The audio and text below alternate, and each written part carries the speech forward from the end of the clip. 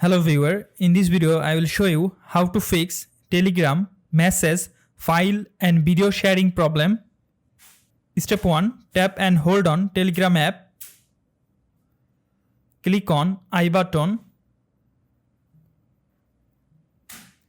Scroll down. Click on storage. From the lower corner, clear cache data from Telegram app. Now go back. Open Google Play Store or App Store. From here, try to update Telegram app. Now go to your phone setting. Go to your connection setting. From here, make sure your internet connection is stable.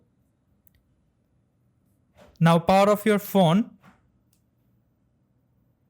Then reopen it. So follow all of this step to fix Telegram message, file and video sharing problem.